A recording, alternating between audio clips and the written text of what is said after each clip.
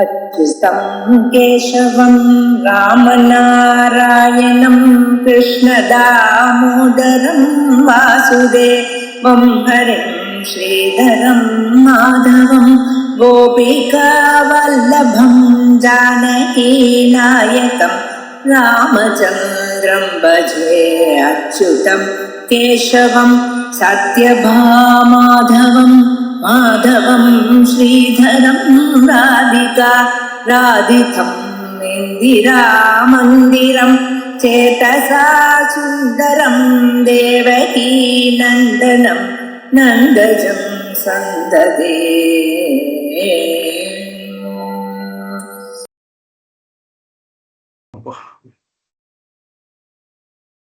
ओम श्री गुरुभ्यो नमः। हरि ओम। सदाशिवसमारंभां शंकराचार्यमध्यमाम् अस्मदाचार्यपर्यन्तां वन्दे गुरुपरम्परां। श्रुतिस्मृतिपुराणानाम् आलयं करुणालयं नमामि भगवत्पादं शङ्करं लोकशङ्करं सर्ववेदान्तसिद्धान्तगोचरं तमगोचरं गोविन्दं परमानन्दं सद्गुरुं प्रणतोऽस्म्यहम्। 85 श्लोक। मोह एव महामृत्युः मुमुक्षोः वपुरादिषु मोहो निर्जितो येन स मुक्तिपदमर्हति। मुमुक्षु लोग के लिए मोह ही मृत्यु है। मृत्यु क्या होता है? मृत्यु का दूसरा नाम है काल। जो हमें काल लेती है उसको काल बोलते हैं, क्योंकि काल ही खाता है। काल से सब कुछ खाया जाता है। काल जो इतने बड़े पर्वत वृक्ष ये सब काल में खाया जाता है, इसलिए काल ही सर्वभक्षक माना गया है। सबको सबका भक्षण कर देता है, भोजन कर देता है काल। वैसे ही ये जो मोह है, तो हमारा काल को जो भी हमें है, आयु है, वो सबको ये मोह जो है वो खा लेती है। इसलिए वही मृत्यु है। किसको? मुमुक्षु को। बाकी लोग को इसको ये परवाह नहीं करते हैं। वो करना भी क्या रहा जिंदगी में। अगर मोक्ष का यत्न नहीं कोई करता है तो उसका तो ये मोह ही जीवन है। ये मोह में डूबते रहना ही उनके लिए एकमात्र लक्ष्य है। तो उनका कोई इसमें मतलब नहीं है। जो मुमुक्षु लोग हैं उनके लिए ये मोह जो है मृत्यु समान। इसलिए वो जो मोह को जो जीतता है वही मोक्ष के लिए प्रयत्न कर पाएगा। ये मोक्ष का शुरुआत ही मोह अपने इनसे ही होता है। इसलिए मोहो विनिर्जितः येन स मुक्ति पदम अर्हति। वही मुक्ति के लिए क्वालिफाइड है, अर्हता है। ठीक है, 86 देखते हैं। मोहम जहि महामृत्युम देहदार सुतादिषु यम जित्वा मुनयो यान्ति तद्विष्णोः परमं पदम्। किसमें है मोह? मोह तो बहुत चीज में है, लेकिन शुरुआत इस देह से ही है। इसलिए बोलते हैं मोहम जहि महामृत्युम। देह, ये जो शरीर है, उसी में तो मोह बहुत है। इस शरीर के लिए तो दौड़ रहा हूं। इसके पेट के लिए तो उदर निमित्तम बहुकृत वेशम। ये जो शरीर है इसके अच्छे तरह से पोषण करना, पालना, इसलिए इसको अच्छे खाना खिलाना और अच्छी ढंग से मसाज करके देह को, शरीर को अच्छी ढंग से रखना, यही तो हमारा प्रयास हो रहा है ना आज। और क्या है? सब में नौकरी किस लिए करते हैं? ये शरीर को अच्छे रखने के लिए कर रहे हैं। जो भी करते हैं पहले अपना शरीर, उसके बाद क्या है, इस शरीर संबंधी जो भी है पदार्थ, चीज। अरे दार सुता, मेरे पत्नी, मेरी बहन, मेरी पुत्री, दादी जी, सब ये तो अपने शरीर से संबंधित लोग हैं।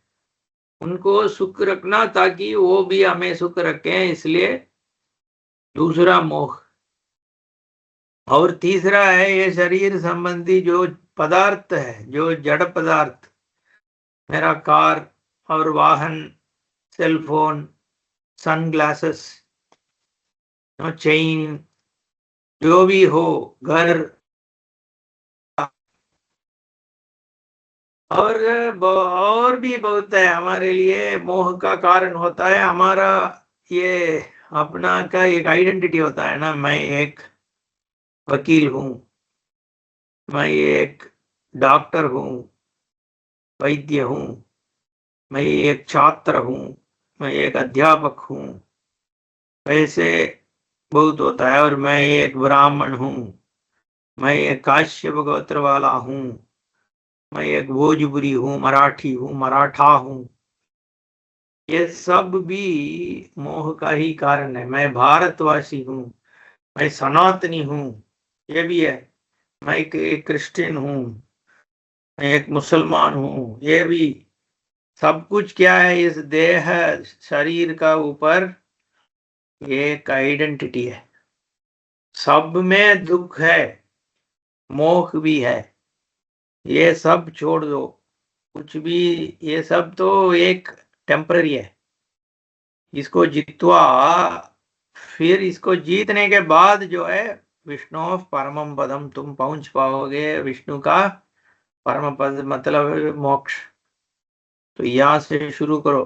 त्वंग रुधिर स्नायु मेधो मज्जास्ति संकुलम, 87। पूर्णम मूत्रपुरीषाभ्याम स्थूलम निंद्यमिदम वपुः। ये जो शरीर है निंदनीय है। क्यों? इसमें क्या है? इसमें ये तो अपना जो रोटी सब्जी का ही परिणाम है। इसलिए जब शरीर बना तो पके हुए खाना का परिणाम है। इसलिए इसमें गंदगी गंदगी भी बहुत निकलता है, बदबू आती है ये शरीर से, क्योंकि इसमें मांस है, त्वक है, रुधिर है, ब्लड, स्नायु, मेदा, मज्जा, यही सब है। और यहाँ बहुत बुरी चीज निकलती है बाहर, मूत्र पुरीषाभ्याम। तो इसलिए इस शरीर को बहुत मान्यता मत देना। ये तो इसमें ही हमें ये शरीर चाहिए, ये नहीं है, लेकिन इसको बहुत पालना पोषना की कोई जरूरत नहीं है। जितने चाहे उतना काफी है। उसके बाद इसको बहुत बड़ा मान्यता देना जो है वो अच्छा नहीं है, बोल रहे हैं। पंचीकृतेभ्यो भूतेभ्यः स्थूलेभ्यः पूर्वकर्मणा समुत्पन्नमिदं स्थूलम् भोगायतनमात्मनः अवस्था जागरस्तस्य स्थूलार्थानुभवो यतः। 88 श्लोक। ये कैसे बना ये देह? पंचीकृतेभ्य भूतेभ्यः, ये पंचीकरण हो गए आकाश वायु पृथ्वी तेजः, ये सब मिलके पंचीकरण होके इन भूतों से ये स्थूल देह शरीर बना।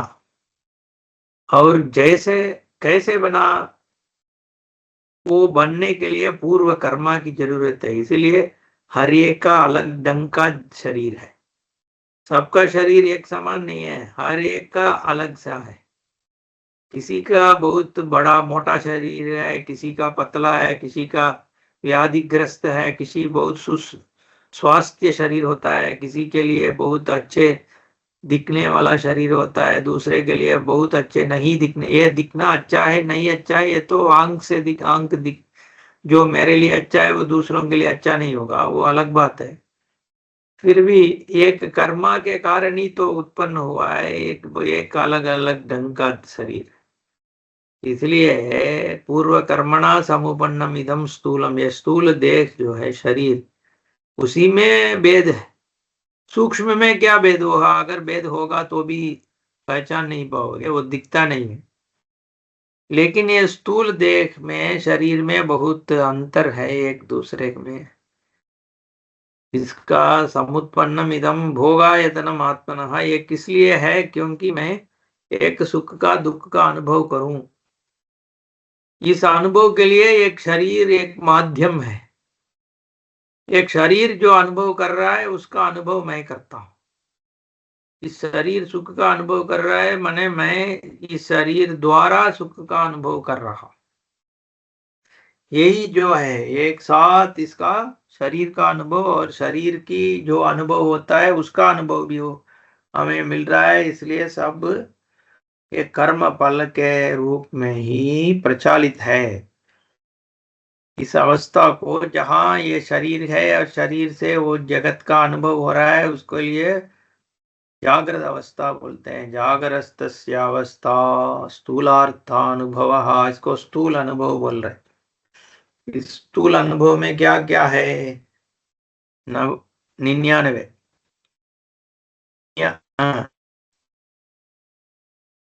79, 89। बाह्येन्द्रिय स्थूल पदार्थ सेवां स्रक्चंदन स्त्रियादि विचित्र रूपां करोति जीव स्वयमेतदात्मना तस्मात् प्रशस्ति वपुषोस्य जागरे। इस शरीर का पूर्ण तम उपयोग जागृत अवस्था में, जब खुला इस शरीर का अनुभव करता है, उसको जागृत अवस्था बोलते हैं। जब उठाया जागा हुआ है तो जागृत अवस्था। उसमें क्या होता है? बाह्य इंद्रिय है, जो गोलक आंख है, स्पर्श है, नेत्र है, नाक है, सबसे जगत का जो भी पदार्थ है उसका अनुभव हो रहा है। स्थूल पदार्थ सेवाम, स्थूल पदार्थ है उसका ही सेवा होती है। सेवा माने अनुभव। तो इसलिए एक सरक चंदन स्त्रयादि विचित्र रूपा, यहाँ जो भी है, माला है, चंदन है, विश्राम्भू है, जो भी मुझे आनंद देता है उस सब का अनुभव चलता जा रहा है, चलता जा रहा है। ये करोत जीव स्वयं है तो आत्मना, ये सब इसी के अपने को यही मान के इसमें एक घूमता है। इसको ही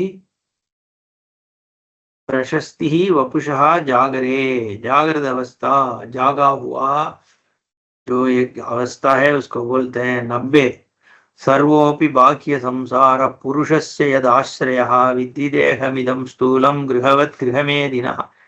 ये जो गृह में, घर में जो बैठा हुआ आदमी, घर में बैठ के बाहर जाता है, कुछ खाना के लिए कुछ खरीदता है, कहीं घूमता है, फिर वापस घर आ जाता है।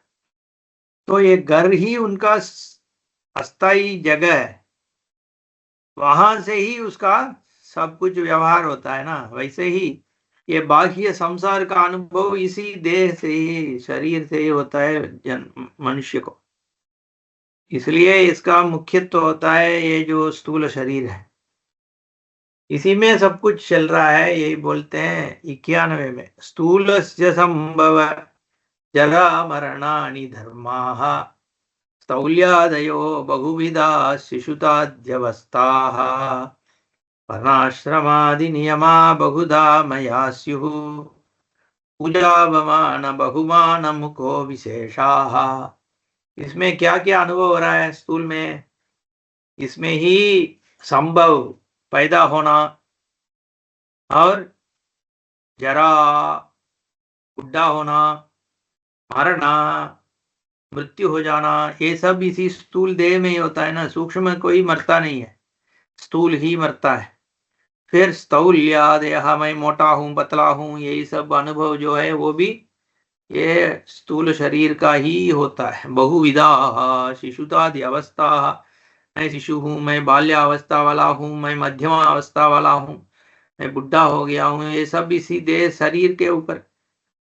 अब मेरा मन तो अभी भी बच्चा लगता है, लेकिन शरीर हो गया बुढ़ा, तो इसलिए स्थूल शरीर का ही ये सब अवस्था है। वर्णाश्रमादि नियमा, हाँ मैं ब्राह्मण हूँ, क्षत्रिय हूँ, वैश्य हूँ, मैं राजपूत हूँ, मैं एक बनिया हूँ, जो भी हो, यादव हूँ, ये सब तो ये शरीर के ऊपर ही है ना। जो सो रहा है उसके लिए क्या है? कुछ नहीं है, ये शरीर ही उसका ही यही सब निमंत्रण है। फिर आश्रम, मैं ब्रह्मचारी हूँ, मैं मेरा शादी हो गया, ये सब भी इसी का ही है। इसलिए और जो आम या महामारी जो आती है कोविड, या तो मेरा सिर दर्द हो रहा है, मेरा पेट में दर्द हो रहा है, मेरा ये क्या, मेरा ज्वर है, ये सब क्या इस शरीर का ही है। और ये पूजा, अवमान, बहुमाना, जो मुझे गाली देता है या तो मुझे पूजा करता है, सब ये शरीर के ऊपर है ना। मैं, मुझे लोग कैसे देखेंगे, उनका इस शरीर में जो भी दृष्टि है उसी द्वारा मुझे देख रहे हैं ना। सिर्फ शरीर के द्वारा ही मेरा पहचान है, इसलिए जो भी मुझे गाली दे रहा है वो तो इस शरीर को ही दे रहा है। तो इसलिए यही जागृत अवस्था का जो जगत दुनिया है, इसमें सूक्ष्म शरीर भी है, लेकिन प्रधान तरह से ये स्थूल शरीर का ही दुनिया का अनुभव होता है। इसमें जो है वो ज्ञानेंद्रिय भी काम करता है, कर्मेंद्रिय भी काम करता है, सब मिलके ही मेरा ये जागता हुआ अनुभव हो रहा है। बुद्धि इंद्रियाणि श्रवणम त्वक्कक्षि बानवे, घ्राणं च जिह्वा विषयावबोधनात्, वाक्पाणिपादाः गुणमप्युपस्ताः, कर्मेन्द्रियाणि प्रवणेन कर्मसु। ये जो बुद्धि इंद्रिय है उसमें उसी से कारण मेरा सुनना और मेरा रसन, मेरा देखना और ग्रहण, घ्राण, जिह्वा, ये सब ना विषय अवबोध के लिए ये ज्ञानेंद्रिय की आवश्यकता है। उसी के द्वारा मेरा जब जागा हुआ हूं तब सब जगत का अनुभव हो रहा है। काम कैसे करता हूँ? वाक्पाणी पादक गुदम अप्युपस्था, मेरा मुंह, बात मुंह से करता हूँ और हाथ से काम कर रहा हूँ, पैदल पादों से, पैर से गमन करता हूँ। ये सब काम जो है कर्मेंद्रिय से ही होता है। सो ये सब इंद्रियों का ही चेष्टा है। फिर 93, निगद्यते अंतःकरणं मनोधीरहंकृतिः चित्तमिति स्ववृत्तिभिः मनस्सु संकल्प विकल्पनादिभिः बुद्धिः पदार्थ अध्यवसाय धर्मतः अत्र अभिमानात् अहमिति अहंकृतिः स्वार्थानुसंधान गुणेन चित्तम। और ये जो है उसके अंदर क्या है, इंद्रियों के अंदर एक अंतःकरण है। अब ये सब जो सूक्ष्म शरीर के अंदर जा रहा है, तो स्वप्न अवस्था में जो काम करता है उसी के बारे में अब बोलने लगे हैं। निगद्यते अंतःकरणम, ये अंतःकरण जो है उसमें मनस है, बुद्धि है, और भी दो है, एक है अहंकार, दूसरा चित्त। ये सब मिलके अंतःकरण बन रहा है। मनस क्या है, मन क्या है? संकल्प विकल्पनादि भी, जो संकल्प करता है, विकल्प करता है, ऐसे करें वैसे करें, इसी को मन बोलते हैं। प्रचलित है, बुरा, बंदर जैसा। और उसके ऊपर एक है बुद्धि, वो अध्यवसाय, जो निश्चयात्मिका बुद्धि, जो डिसीजन लेता है, उसको बुद्धि बोलते हैं। और एक है अहंकार, अत्र अभिमानाद अहमिति अहंकृति, अहम मैं हूं, ऐसा अभिमान जिसको है उसका अहंकार बोलते हैं। स्वार्थानुसंधान गुणेन चित्तम, जो मेमोरी है ना, जो अपने इच्छा की बात जो भी पहले हुआ है उसका याद करना, उसके चित्त बोलते हैं। ये सब भी अंतःकरण में ही है। अब 95 वाला श्लोक, प्राणापान व्यानोदान समाना भवत्यसौ प्राणः स्वयमेव वृत्तिभेदात् विकृतिभेदात् स्वर्णसलिलादिवत्। ये और प्राण के बारे में अगर सोचें, जो शक्ति मिलती है शरीर के लिए उससे वो प्राण से ही मिलता है। वो पंच प्राण है, प्राण अपान व्यान उदान समान। जो श्वास है ऊपर नीचे जाता है उसको प्राण और अपान बोलते हैं। और जो शरीर का शरीर के पूरे शरीर में जो रक्त को लेके जाता है वो शक्ति को समान बोलते हैं। और व्यान और उदान जो है, जो नीचे सबको पुश करता है और जो ऊपर पुश करता है उसको व्यान उदान बोलते हैं। ये सब एक ही शक्ति का परिणाम है। जैसे एक ही स्वर्ण का परिणाम बहुत होती है, उसी तरह का ये प्राण की परिणाम ही पंच प्राण है। 93 वागादिपंच श्रवणादिपंच प्राणादिपंच अब्रमुखानि पंच बुद्ध्यादि अविद्यापि च काम कर्मणि पूर्यष्टकम सूक्ष्म शरीर आहुः। ये सूक्ष्म शरीर क्या होता है कि ये जो वाग इंद्रिय से जो पंच कर्मेंद्रिय है वो, और श्रवणादि जो ज्ञानेन्द्रिय है पंच है वो पांच, और ये पंच प्राण, और ये अभ्रादि पंच पंच भूतानी, ये सब ये चारों पंच है। और एक बुद्धि है, एक अविद्या है, और काम है, और कर्मा है। ये सब मिलके इसको अष्टपुरी बोल रहा है। सूक्ष्म शरीरम, ये स्थूल शरीर के अंदर जो होता है इसको सूक्ष्म शरीरम बोलते हैं। इसका एक और नाम है लिंग शरीरम। इदम शरीरम शृणु सूक्ष्म संगीतम लिंगम तो अपंचीकृत भूत संभवम सवासनम कर्म फलानुभावकम स्व अज्ञानतो अनादिहि उपाधिरात्मनः। इसको ही लिंग शरीर बोलते हैं। 97 वाला श्लोक है ये। इदम शरीरम, सूक्ष्म शरीर जिसको बोलते हैं उसी को लिंग शरीर बोलते हैं। क्यों? क्योंकि वो अपंचीकृत भूत से बना हुआ है। वही आकाश वायु है, लेकिन पंचीकरण के पहले जो सूक्ष्म पंचभूत है उससे बनाया हुआ है ये सूक्ष्म शरीर। ये भी कर्म फल को भोगने के लिए आत्मा का आवरण करके स्व अज्ञान से ही बना हुआ है। क्योंकि इसके नीचे जो है उसको कारण शरीर बोलते हैं, जो अज्ञान, उस अविद्या के ऊपर ही ये सूक्ष्म शरीर बनी हुई है। वही अपने को अहम मान के ये सब में प्रवेश करता है। लेकिन क्योंकि वो स्थूल का कुछ नहीं होता है ना, स्थूल शरीर तो जड़ है। इस सूक्ष्म शरीर में ही अंतःकरण है, वही सोचता है, वही सबका अनुभव करता है। अब 98 99 मिलके एक ही श्लोक। स्वप्नो भवत्यस्य विभक्त्यवस्था स्वमात्र शेषेण विभाति यत्र स्वप्ने तु बुद्धि स्वयमेव जाग्रत कालीन नानाविध वासनाभिः कर्त्रादिभावं प्रतिपद्य राजते यत्र स्वयं भाति ह्ययं परात्मा धीमात्र कोपादिरशेष साक्षी न लिप्यते तत्कृतकर्मलेशैः। और भी 2 लाइन है। यस्मादसंगस्ततएव कर्मभिः न लिप्यते किंचिदुपाधिना कृतैः। इस सूक्ष्म शरीर स्थूल शरीर को छोड़ के अपने आप एक स्वयं एक अनुभव जो करता है उसको स्वप्न बोलते हैं। स्वप्नः भवति, इसी को स्वप्न बोलते हैं। जहां स्थूल शरीर का कोई काम नहीं है, काम पूरा सूक्ष्म शरीर में हो रहा है, लेकिन जो स्थूल अवस्था में, जागृत अवस्था में जो वासना था उसी से बन रहा है। तत्का जागृत कालीन नानाविध वासना भी, जागृत काल में जो जागता हुआ आदमी था उसका जो अनुभव था उस वासना से ही ये बन रहा है स्वप्न